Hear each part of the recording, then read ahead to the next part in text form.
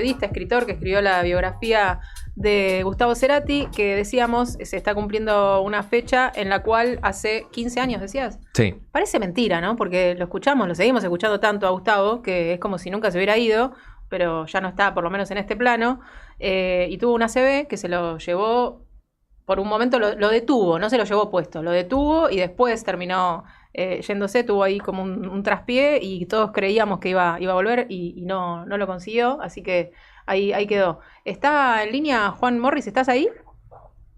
¿Qué tal? ¿Cómo andan? ¿Qué tal? Bienvenido. ¿Cómo estás? Muchas gracias. Muy bien, gracias. Bueno, estamos acá, Pedro, Manuel, Laura, para escuchar un poquito, ya que te tomaste 4 años y medio, contábamos, para estudiar un poco el asunto Gustavo Cerati, a él en persona y conocerlo en profundidad, todos tus descubrimientos, cómo fue que contaba Manu, leyó tu biografía, así que él te va a preguntar más desde adentro, la novelaste un poco la biografía, ¿cómo fue el proceso? Sí, no diría que la novelé porque novelarla implicaría recurrir a elementos de la ficción, ¿no? Claro. Y no hay ficcionalización en ese sentido. Sí, lo que no hay es un relato periodístico, si querés. O sea, todo fue en base a entrevistas y a investigación, pero sí no me seducía que el tono fuera periodístico a la hora de contar la historia. Así que hay como un trabajo en la construcción de las escenas y en el tipo de relato que tal vez sí pueda sonar más parecido a un relato de ficción, pero digamos no tiene, no hay imaginación puesta en la ejecución, ¿no? Como es un género el de la biografía novelada, digamos, pero no era mi referencia, digamos, no creo que entre dentro de esa tradición el libro. Claro, pero lo que les decía a los chicos que me parece interesante que tiene el libro es que tiene como una narrativa tal vez muy como amable, si se quiere, porque te va llevando, es un relato, no es pausado, no vas, no te impone como límites. Me acuerdo, por ejemplo, la parte en la que describís toda la historia de la familia del padre, que llegás hasta Italia, hasta el abuelo o el bisabuelo que vino de Italia, y a mí me pareció alucinante todo ese recorrido para entender un poco su vida, ¿no? Sí. Bueno, qué bueno, gracias, me alegro que te haya parecido así.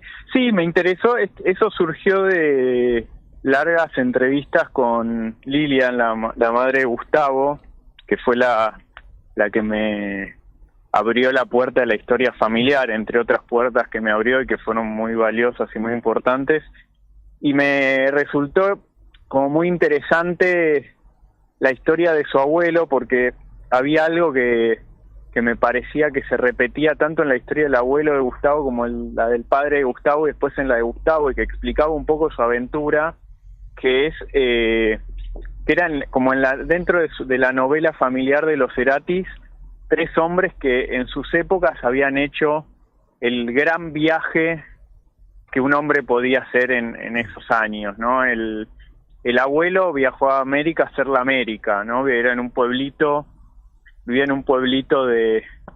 al norte de Italia, estaba en plena posguerra, tras la Primera Guerra Mundial, y viaja porque había un tío suyo que había viajado a América y que vivía en Argentina, entonces como inspirado por esas cartas y esos relatos casi de novela, decide juntar unos pesos y con una bicicleta que roba de un hermano se va pedaleando hasta una ciudad cerca, se sube a un tren y de ahí logra subirse a un barco en Génova para viajar a América. Y después termina en Entre Ríos, donde vivía su tío, y ahí, bueno, lo tiene al padre de Gustavo, que el padre de Gustavo a su vez hace otro viaje desde Concordia a Buenos Aires, que es convertirse en un ejecutivo de una corporación multinacional, ¿no? Él trabajaba en eso, que en los años 50 era como, bueno, Mad Men, ¿no? Era como el prototipo o el arquetipo del hombre de la época. Y en los 80 Gustavo a su vez hace un nuevo viaje, estando en Buenos Aires, que es si su abuelo había hecho de Italia a América, si su padre había hecho de Concordia a la gran ciudad, él hace de la gran ciudad a toda la región, que es el viaje de la estrella de rock, ¿no? Que conquista Latinoamérica. Hay como tres grandes viajes que repiten y a su vez explican un poco esa historia familiar, ¿no? Claro. Y eso me interesó cuando estuve investigándolo. Juan, te quiero preguntar si tuviste, me imagino que sí, ¿no? Pero que nos cuentes qué tuviste que dejar de lado, ¿no? Porque si bien tiene mucho detalle la biografía, son 300 y pico de páginas y claramente no se puede poner todo. ¿Qué fue lo que tuviste que decir? Bueno, esto lo dejo porque no se me va a hacer un libro de 500 páginas, si no. Sí. Mira, no recuerdo nada puntual.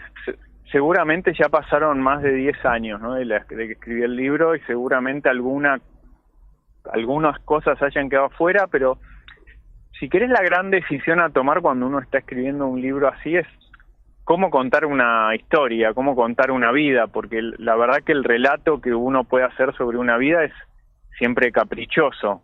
Se puede contar de muchas maneras una vida, tanto la nuestra, la de cada uno, que es el relato que uno se hace sobre sí mismo, como la de otro. Entonces, después de 4 años y medio de hablar con exnovias, compañeras de banco del colegio, la madre, los amigos, los compañeros de banda, etcétera, médicos, etcétera, las decisiones son siempre un poco más estructurales, es por cómo se arma el relato, ¿no? Que ahí, si bien hay un juego narrativo que hace que no se vea todas las decisiones que uno va tomando y que suceden de forma artificial pero natural dentro de un relato. El punto es qué cosas que uno va poniendo en primer plano y que quedan después en segundo plano, ¿no? Sí. Así que la verdad que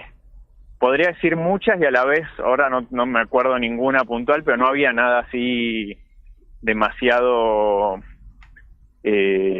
pesado o demasiado caliente que me acuerde que esto lo tuve que dejar afuera porque no me entraba. Y ahora, es más, con respecto a esto, encontrar el relato.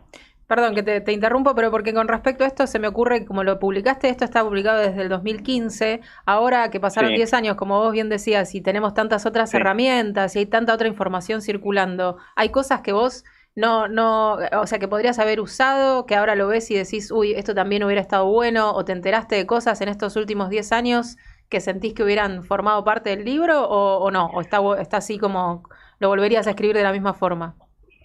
Mira, no recuerdo haberme cruzado con algún dato o alguna información que, qué bueno, esto lo podría haber incluido.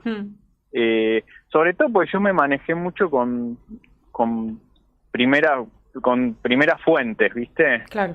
Fuentes de primera mano, con amigos, compañeros, y después porque obviamente que siempre hay un pequeño grado de ambición de totalidad, y bueno, voy a cubrir toda la vida, pero es imposible, siempre se te va a escapar algo, y no solo porque se te escape, sino porque uno con su mirada no lo ve a veces.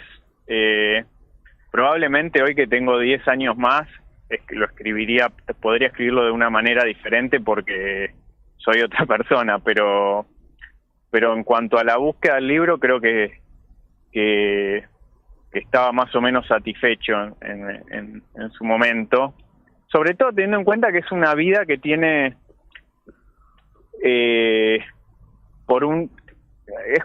tiene mucho de una aventura. Parece yo a veces lo pensaba como un libro de aventuras, que puede ser desde aventuras sentimentales hasta la aventura de una banda de rock, ¿no? Porque dentro de la vida de Gustavo está la vida de un chico que crece en una familia de clase media baja y se abre camino socialmente. Está la historia de la clase media trabajadora argentina, está la historia de cómo llegaba en los años 70 y 80 la cultura de afuera de la Argentina, ¿no? Era alguien que conseguía un disco y era a través de una foto. A mí siempre me da mucha ternura y fascinación la historia de Tashi, que es una de las primeras novias de Gustavo en los comienzos de Soda, que era una chica que había vivido en Bélgica y en Londres, era muy jovencita, y que vuelve a la Argentina, o sea, había vivido afuera por el trabajo de sus padres. Cuando vuelve, Gustavo está en los comienzos de Soda tocando un día en un show y la ve desde el escenario en el público. Y esa chica había visto de primera mano todo el surgimiento del punk, el post-punk y la new wave. Y entonces era como un ejemplar más o menos original, por su corte de pelo, la ropa que usaba, y era lo que Gustavo quería para Soda Stereo, lo que ellos buscaban, pero ellos accedían a eso a través de la foto de la tapa de un disco. Tenían que imaginarse toda una concepción de la moda, de la música, tenían que crear toda una teoría estética a través de una foto. Ujú. Y ella era como un ejemplar original de eso. Entonces él baja el escenario y la va a buscar y se ponen de novios. Él creo que tenía, no sé si 21 o 22 años, ella 13, 14, 15, era muy, muy chiquita. Wow. Y ella les empieza a cortar el pelo, a cortar la ropa, a teñirles el pelo, les ponía jugo de limón con huevo y no sé qué para hacerle las crestas. Mirá. Les trataba de transmitir qué le gustaba del sonido de las bandas de Londres, que viste que el sonido del bajo, sin tener formación musical, ¿no? Ujú. Y él absorbió, él era muy, en ese sentido, era muy curioso y era una esponja que absorbía información de forma frenética. Eso creo que le duró toda la vida y fue uno de sus diferenciales, que siempre estaba muy atento a la música nueva, a los sonidos. El grupo, bueno, y de ella absorbió como la teoría estética del post-punk y de la new wave y la usó para Soda, La implementó. digamos. Qué bueno, es un historión. Y eso es algo... Qué buena, Exacto. aparte de las edades, esto que marcás, ¿no? Que ahora sería como impensado. Él 21, ella nos decía. Sí, ahora sería muy incorrecto. Claro, qué bueno. Sí. Pero lo que en ese momento todos los argentinos o todas las bandas en Latinoamérica absorbían así intensamente a través de una foto, era muy difícil acceder. Hoy uno accede en 3 segundos con su teléfono, ¿no? Claro. Por eso está bueno ver la temporalidad. Estamos hablando con Juan Morris, que es el escritor de la biografía de Gustavo Cerati, y de él, del que hablas, que lo describís como la esponja, y el autor de todo esto que estás contando, de todas estas anécdotas, es Gustavo Cerati, para aclarar el que se suma a la charla y no estaba avisado. Pedro, pregunte. ¿Qué tal, Juan? Sí. Bueno, la del estribo te ¿Qué tal? hago. Todo bien. Hay algo que algunas personas que somos seguidores o consumidores de tanto de Soda Stereo como de digamos, toda la producción de Gustavo, solista, o sea, hablo por varias personas con las que yo comparto esta apreciación, es como que hay un elemento, ¿cómo decirlo?, premonitorio, si querés, en algunas de las producciones de la última etapa, digamos, de Gustavo solista, en el sentido de que la sensación como que él estaba hablando de la trascendencia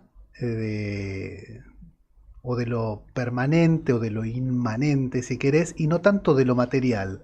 ¿Vos encontrás elementos para pensar que, yo no digo que él sabía que le iba a llegar lo que le llegó tempranamente, pero como que era un tipo que ya estaba medio preparado para que eso le llegara? ¿Hay algo de eso o es una fantasía de los que lo escuchamos? No, creo que hay algo de fantasía y creo que hay algo también de interpretación como un poco difícil de no hacer para mucha gente, porque sí me parece que en su último disco había ciertas búsquedas y nuevas desde lo poético y desde lo musical en Gustavo, y ciertas reflexiones de un artista que se sentía muy joven, que tenía un espíritu muy joven en sus búsquedas, en su forma de de abordar su vida y su obra, pero que acaba de cumplir 50 años y eso le había movilizado muchas preguntas y muchas reflexiones. Creo que el tiempo y el tiempo lineal y el tiempo circular o otras formas de entender el tiempo y toda la poética que importa la psicodelia, ¿no? Que tiene que ver con algo más allá de la materia o de lo material, me parece que estaba presente y que después, frente a lo que pasó, eso puede ser leído de muchas maneras, y una de las maneras en la que se deja ser leído es lo premonitorio. Yo creo que sí había una pregunta por la trascendencia y una pregunta por de qué está hecho el tiempo, de qué se trata, qué significa, que después, bueno, con él en coma o él ya fallecido, se profundiza, ¿no? Claro. Yo creo que en estaba esa búsqueda que forma parte de lo mismo, si querés, tanto cuando está con alguien vivo, con alguien muerto, preguntándose por eso, son preguntas que de los dos lados se permiten ser leídas así, ¿no? Claro, sí, depende de cómo lo veas, pero está buenísimo lo que contás. Juan, se nos termina el tiempo, es más que interesante, tenés un montón de cosas y de anécdotas, imagino, en esta investigación que hiciste en 4 años y medio, las 320 páginas que tenés escritas. Te convocamos a conversar sin que haya una fecha. Hoy, 15 de mayo, en el 2010 le pasaba esto a Gustavo. Si te parece, conversamos en algún otro momento, aunque no haya fecha que asociada con Gustavo Cerati, para que nos cuentes más anécdotas. Sos bienvenido en cualquier momento, ¿te parece, Juan? Dale, bárbaro. Bueno, muchas gracias. Gracias por tu tiempo y gracias por este recuerdo. Nosotros elegimos Cactus para terminar con este segmentito que le dedicábamos a Gustavo y esta conversación con vos. Si estás de acuerdo, nos vamos con esa canción. Perfecto. Dale. Gracias, Juan. Hablamos en otro momento para que nos amplíes toda esta información. Gracias. Chao, hasta luego. Abrazo grande. Saludos. Bueno, un lujo hablar con alguien que se metió tanto de pleno, como él decía, fue a buscar a todos los protagonistas, sí. ¿no? Habló con la mamá, con la compañera de banco. Me quedaron 80 millones de preguntas para